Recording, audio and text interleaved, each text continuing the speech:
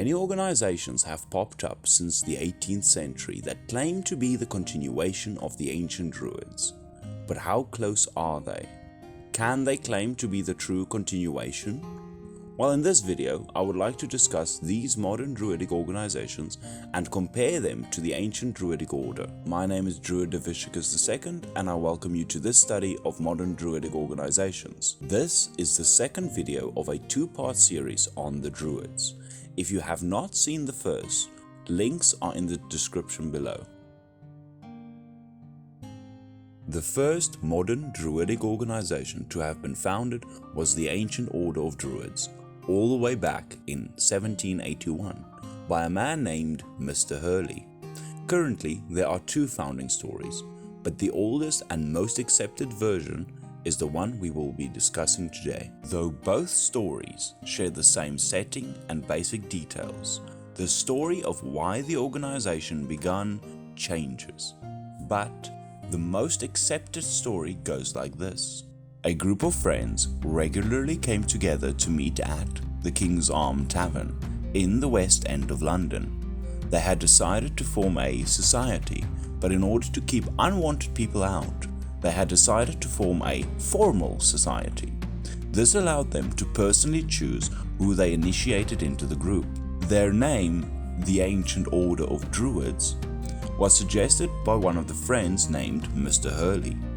We do not know his exact identity, but in a 1932 pamphlet, the historian Wilhelm North suggested that it was Henry Hurley, a wealthy carpenter, surveyor, and builder. He was suggested as being the unknown first arch-druid of the Ancient Order of Druids. Since its inception, many lodges has been inaugurated both by Mr. Hurley himself and by his successors. It is almost impossible to confirm or deny this origin story. However, one thing that is very clear is that the group of people, in this case friends, that came together in a tavern and decided to form a formal society is almost an exact copy of the founding story of the Freemasons. Now, it could be a complete coincidence, but looking at both stories, it kind of sounds a bit too familiar. After the establishment of the Ancient Order of Druids, many other organizations would soon split off from this group, forming a wide range of modern Druidic organizations. But how many are there? Who would be the closest to the Ancient Order of Druids and the original Ancient Druidic Order? There are numerous amounts of organizations and groups, so going through all of them will take hours. Therefore, I will only be talking about the largest of these groups, which are the Ancient Order of Druids, the Druid Order, and the Order of Bards, Ovates, and Druids. Unfortunately, I also won't be able to discuss every single aspect of them, but I will be hitting on the key points, so for any further information, be sure to check out my blog. The first of these organizations, the parent group, the most senior of them all, is the Ancient Order of Druids, which was formed by the enigmatic Mr. Hurley. We already spoke about their founding story, so to move on, the next is the Druid Order, which was founded in 1909 by a man named George Watson, as a direct split from the Ancient Order of Druids. Their name, the Druid Order, went through multiple different incarnations. It was first known as the Ancient Druid Order, then Andruid Uliach Breithriachs, before they changed it again to the British Circle of the Universal Bond, until finally it became known today as the Druid Order. The third and probably the largest group of them all was founded in 1964 by Ross Nichols and then later and still presently Philip Gargom. They formed as a direct split from the Druid Order, then the Ancient Druid Order. As I said previously, there are more than just these three, but these three can have a line directly drawn between them, as each serve as a successor to the previous. Only all the other orders still exist to this day, so I'm using the word successor in a very specific way, as each of them see each other as different from one another. Therefore, they aren't successors in the traditional sense. This will most likely be the second longest part in the entire video, but I will try and keep to the most important and key beliefs of each of these organizations. But as always, there will most certainly be much more information available on my blog, so be sure to check the description to see if I had updated the blog. If not, it will most probably happen very soon. The first order that I would like to focus on is the original, the Ancient Order of Druids. The first aspect we will be looking at is their structure. The order is led by the Imperial Grand Archdruid, which then limitedly rules over Grand Archdruids who are situated on each continent that they had established in order. The Grand Archdruid then limitedly rules over the other druids, which in fact has no historical precedence in regards to the druids, but that part will come. The beliefs of the order cannot really be pinned down, as they mostly only function as an organization focusing on philanthropy and charity. But the basic elements of sacred nature and spiritual practices such as meditation still exists within the community.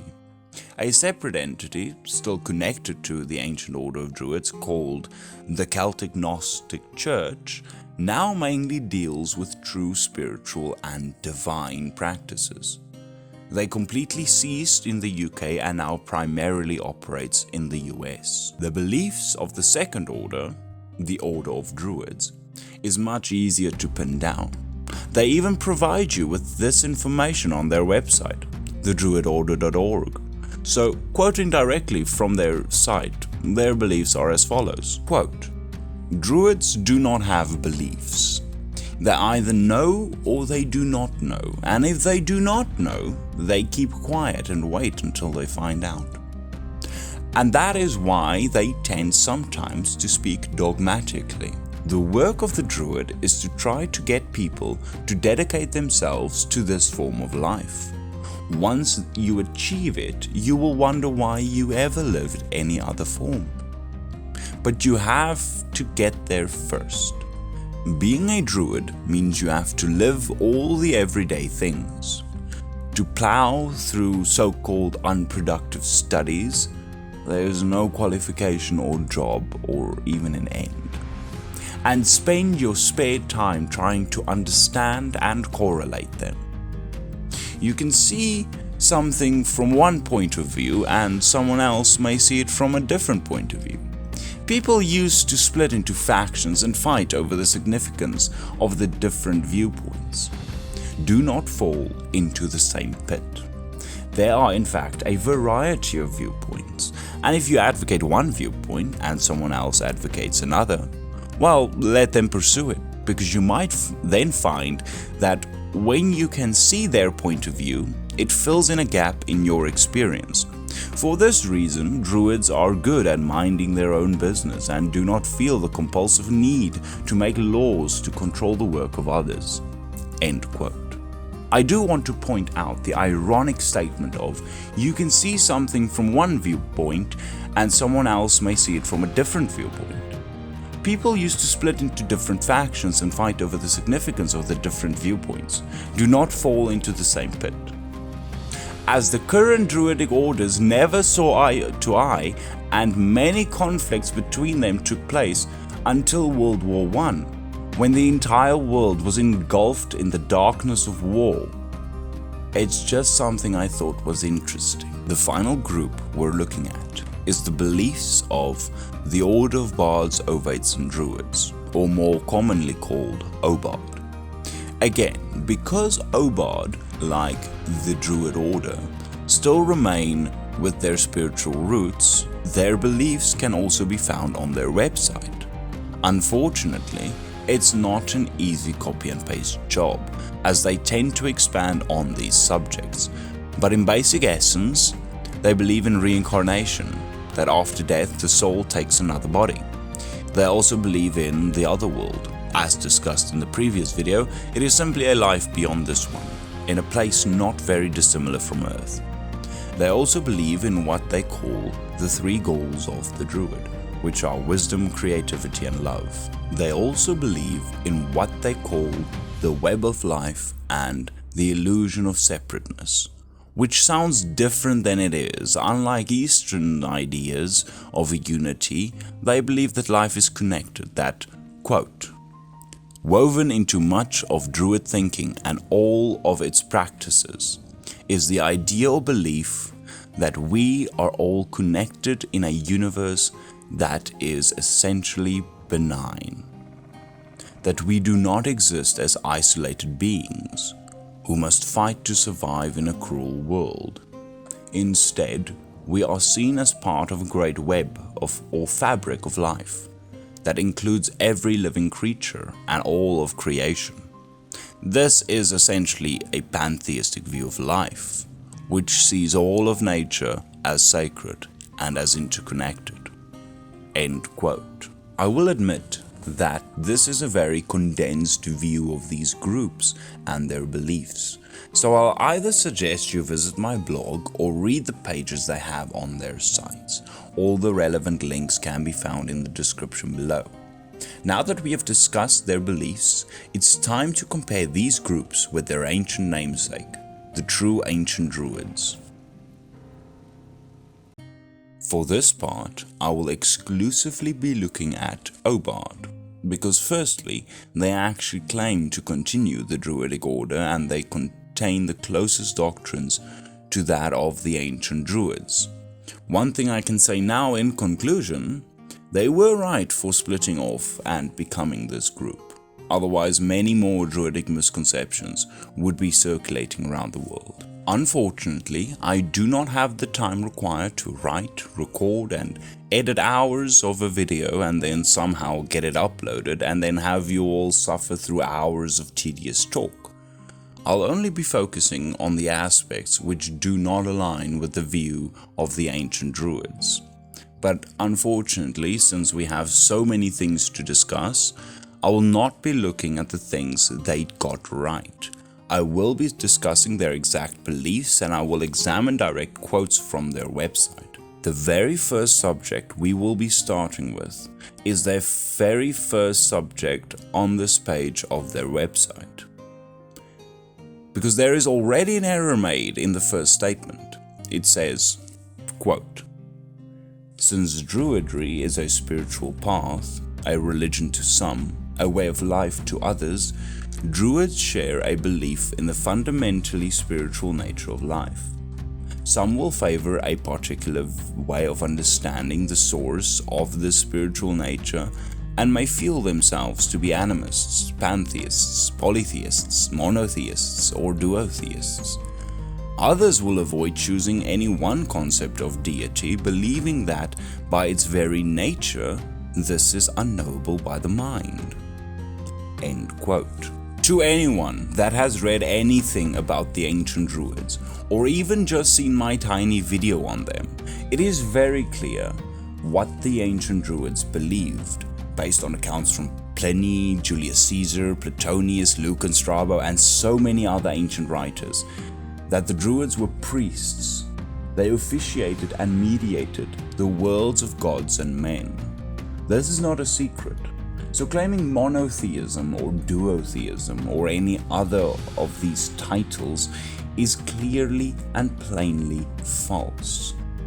I need not go into detail, but please visit my blog where I do. It's free. So from public information and clear evidence, we can say for certain that a single Druid, no matter where he lived, was a pantheistic polytheist. They believed in the sanctity of nature and its divinity, but they also believed in gods, not just one or the other. Both are needed for the clear image. The reason they have decided to do this is because they wanted more members to join. Was that perhaps to get them to try and teach them the truth later? Well, no. The reason why they have decided to do this is simple, but I'll explain that in a bit later. The other world is a subject they somehow manage to get right.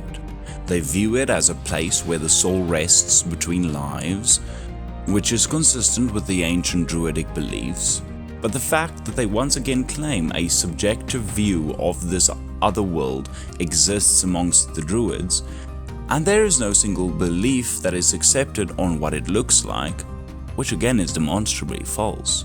Given that the only thing that unified the Druids across time and culture was their shared training, which was extensive, so how could it take as long as 20 years if you just had your own ideas? The other thing, which was their unifying factor, was their shared beliefs, to such an extent that all the Druids could visit the Archdruid and not one would get a different answer than the other. The next aspect of their belief section, which are incoherent, is a mistake made by many different modern spiritual movements that has no basis in reality. It says, quote, "While a Christian Druid may believe," end quote. This quote does go on, and we are getting there. But the words Christian Druid does not in any sensible and rational way make sense, because every aspect of Druidry is incompatible with Christianity.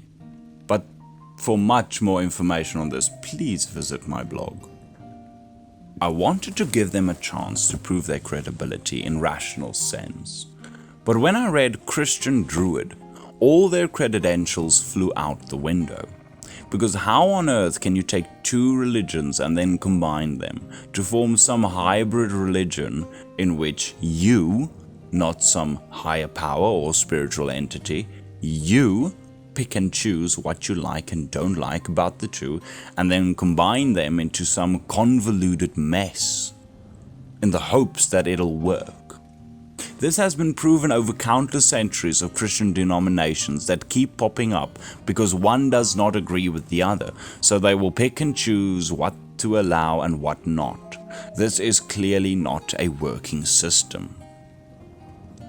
This alone is evidence enough that Obard has not only strayed from their first sentence, but they completely left the rails of the ancient Druids, mocking them and their gods. This order promotes Druidry, therefore claiming anything other than that which they believed and then saying, "No, but this is something else." Then stop using the names of our great ancient ancestors for your own personal benefits. Previously I had said I'm going to reveal the real reason why they lie to gain members. This is now.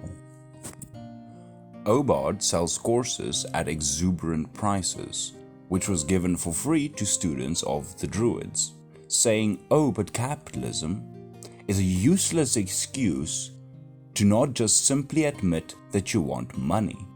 If you can prove that you are surviving on the bare minimum, such as myself and the ancient Druids, because material gain was never their motive, they would have died, and many did die, for what they believed in. Claiming, oh, modern life is a weak and asinine way of approaching it.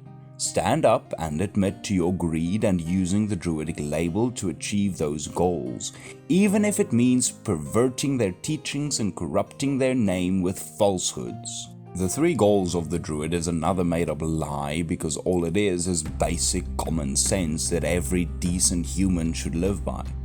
With their basic ideas, I mean like wisdom, love, and creativity, because that should be the mindset of everyone. Just those three words, not their description of them. Living in the world is another nonsense idea they once again made up to seem lovely, open, and inviting to other people. Because money. Another reason why paying them is a scam is because every Druid was versed with every sort of ritual, because education took 20 years. I mean, think about it. 20 years. It's a long time. But with Obard, there are many different packages. I mean, come on. How more ridiculous can you get? I mean, if you actually look at it, it should be clear that Obard is not a place that respects the ancient Druids. but instead they use their names, images and stories to their own personal benefits. This should be absolutely clear to anyone that it is a lie and a scam.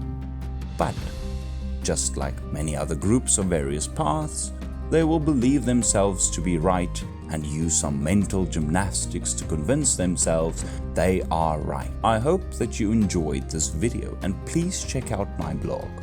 I may take a week or two before releasing my next set of videos, but in writing the script for this video, I realized that this will take some time in my blog. I may even have to divide each of Obard's belief sections into their own blog posts. But I will keep you updated on Instagram and Twitter about the blog posts and the videos, so be sure to check that out. As always, subscribe if you have not already and leave a like or dislike. Feedback is always welcome, so leave a comment below if you'd want. Subscribe and hit the bell to get notified if you want to catch my next series. This has been Druidism II. Blessings and love to you all.